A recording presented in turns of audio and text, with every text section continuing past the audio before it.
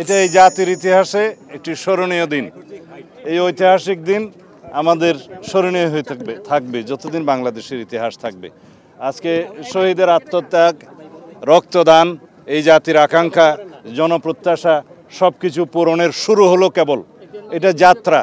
এগুলো বাস্তবায়নের মধ্য দিয়ে আমরা একটি গণতান্ত্রিক এবং গণতান্ত্রিক সংস্কারের মধ্য দিয়ে রাষ্ট্র কাঠামো আমরা অর্জন করতে পারবো। যে রাষ্ট্র কাঠামোর মধ্য দিয়ে আমাদের নতুন যাত্রা শুরু হবে। শক্তিশালী গণতান্ত্রিক প্রতিষ্ঠান নির্মিত হবে, সাংবিধানিক প্রতিষ্ঠানগুলো নির্মিত হবে, রাষ্ট্রের সকল ক্ষেত্রে ভারসাম্য প্রতিষ্ঠা হবে, রাষ্ট্রের সকল অঙ্গ কোনো অঙ্গ আরেকটি অঙ্গের উপরে কর্তৃত্ব প্রদর্শন করতে পারবে না। সাংবিধানিক সীমারেখার মধ্য থেকে সমস্ত অঙ্গ সাংবিধানিক ভারসাম্যতা রক্ষা করে একটি কার্যকর গণতান্ত্রিক রাষ্ট্র বিনির্মাণ করা হবে এবং হবে ইনশাআল্লাহ। সেই দিনের আশায় আমরা আছি। সামনের দিকে আমাদের অনেক কাজ, এগুলো কেবল যাত্রা শুরু। সবাই জুলাই সনদ স্বাক্ষর করেছে, যারা দুই একজন স্বাক্ষর করেন নাই আশা করি তারাও ভবিষ্যতে স্বাক্ষর করবেন, সেই এটা উন্মুক্ত রাখা আছে।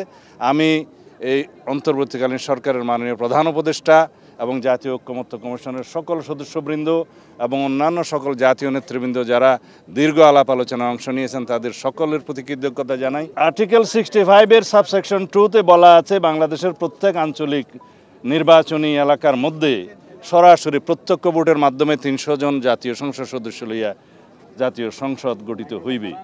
3-এর মধ্যে আছে হলো যারা মহিলা নারী সদস্য থাকবে।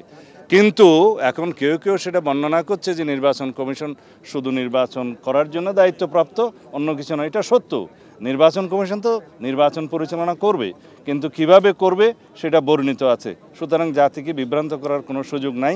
মাননীয় প্রধান উপদেষ্টা তারপরেও যদি আলাপ আলোচনা করতে চায় আমরা আলাপ আলোচনা বিশ্বাস করি।